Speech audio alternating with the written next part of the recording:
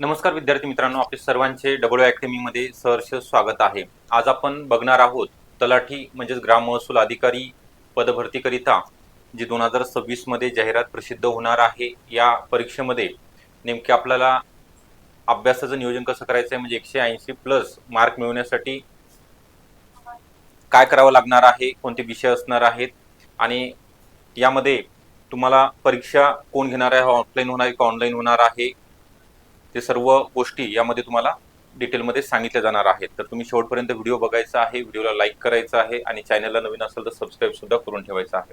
त्या अगोदर आपल्याकडे तलाठी भरतीकरिता ऑल बॅच सर्व विषयासहित ऑफर चालू आहे 2000 रुपयामध्ये तुम्हाला 6 मंथ करिता. तर यामध्ये तुम्हाला जुन्या प्रश्नपत्रिका विश्लेषण असतील, सर्व विषयांचे रेकॉर्डेड लेक्चर, टेस्ट सिरीज आणि ईबुक नोट्स मोफत स्वरूपामध्ये अवेलेबल होणार आहेत. व्हिडिओ डाउनलोड करण्यास सुविधा असेल आणि लेक्चर आपण अनलिमिटेड वेळा पाहू शकणार आहात. तर बॅच जॉईन करण्याकरिता 8010457760 या नंबरवर तुम्ही संपर्क करायचा आहे आणि बॅचला जॉईन व्हायचं आहे.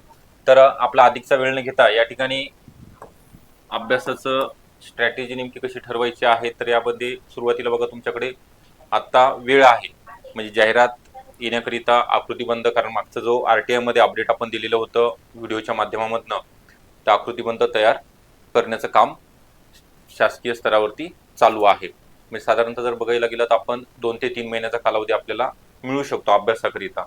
तर यामध्ये सर्वात महत्त्वाचं आहे अभ्यासक्रम. कोणीही जरी एक्झाम घेतली, TCS असो, IBPS किंवा MPSC मार्फत जरी झाली तरी अभ्यासक्रम तोच राहणार आहे. जे PYQ आहेत आतापर्यंतचे, म्हणजे खूप मागचे नाही, 2013 पासूनचे 2024 पर्यंतचे तुम्हाला PYQ पेपर मार्केटमध्ये उपलब्ध होत असतील तर बघायचे आहे, नाहीतर टेलिग्रामला सुद्धा या ठिकाणी उपलब्ध आहेत. त्यासोबतच बेस्ट बुक लिस्ट, कोणत्या विषयाकरिता कोणतं संदर्भ ग्रंथ तुम्हाला वापरायचा आहे ते सुद्धा माहिती असणं गरजेचं आहे. आणि याच्या जोडीला तुम्हाला योग्य मार्गदर्शन, अचूक मार्गदर्शन जर मिळालं तर कमी वेळेमध्ये जास्त अभ्यास, आणि जास्त अभ्यास झाला तर तुम्हाला मार्क सुद्धा चांगलं मिळणार आहेत, आउटपुट सुद्धा चांगलं येणार आहे. तर याकरिता सुरुवातीला तुम्हाला सांगितलेलं आहे की आता तुम्ही क्लास करत असाल किंवा जॉब करत असाल, पार्ट टाइम वगैरे काय फुल टाइम असेल, तर त्यामधनं आपल्याला 6 तास निघाले पाहिजेत अभ्यासाकरिता, बरोबर आहे. त्यापैकी सकाळचे 3 तास असतील आणि रात्रीचे तुम्ही किंवा दुपारचे जसं तुम्हाला वेळ मिळेल त्या वेळेनुसार तुम्हाला 6 तास दिवसामधले काढायचे आहेत. तर यामध्ये सकाळच्या सत्रामध्ये तुम्हाला जे विषय अवघड जातात, जिथे विद्यार्थ्यांना कमी मार्क येतात, इंग्लिश, कारण आपला सुरुवातीपासूनच विषय नसतो मराठी मीडियमच्या विद्यार्थ्यांचा. मराठी जरी सोपा असेल त्यामध्ये 25 पैकी 25 प्रश्न बरोबर येत नाहीत. तर इंग्लिश आणि मराठी हे लँग्वेज करिता 1-1 तास, म्हणजे सकाळचे 2 तास तुमचे ह्या लँग्वेज करिता देणं गरजेचं आहे.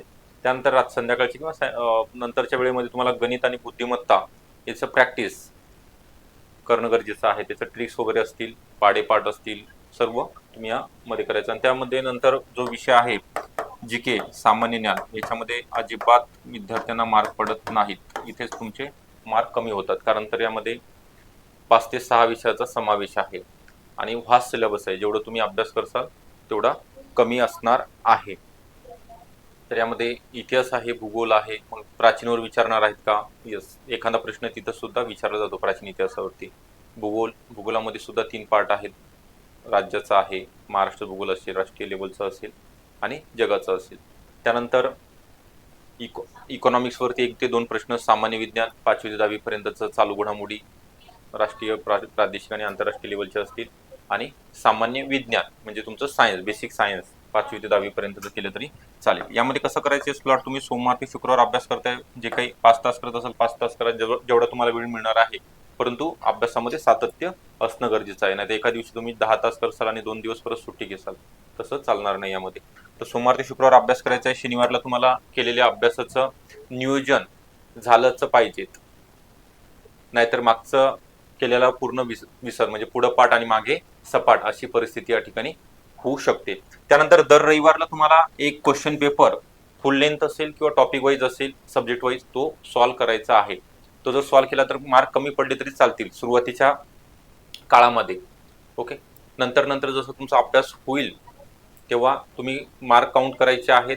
आणि कोणत्या विषयामध्ये, कोणत्या टॉपिकमध्ये, विषयामध्ये तर तुम्हाला माहिती आहे किती मार्क पडत आहेत 200 पैकी.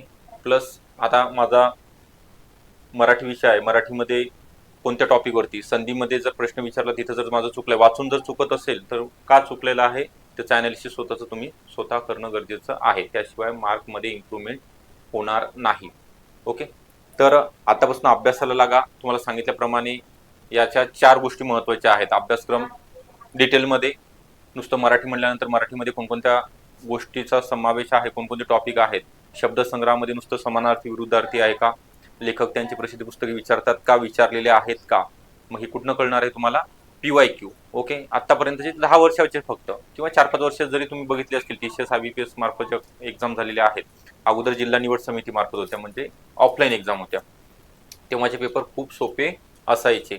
आता थोडं काठिण्य पातळीमध्ये वाढ झालेली आहे, तर तुम्ही ते पेपर सॉल्व्ह करणं गरजेचं आहे, चेक करायचे आहेत, त्याशिवाय तुम्हाला नेमकं आयडिया येणार नाही. नवीन विद्यार्थी आहेत त्यांच्यासाठी तर हे आपल्याकडे बॅचेस वगैरे या ठिकाणी चालू आहेत. वेगवेगळ्या तलाठीची स्पेशल बॅच आहे, 2000 रुपयामध्ये तुम्हाला 6 मंथ करिता बॅच जॉईन करता येणार आहे.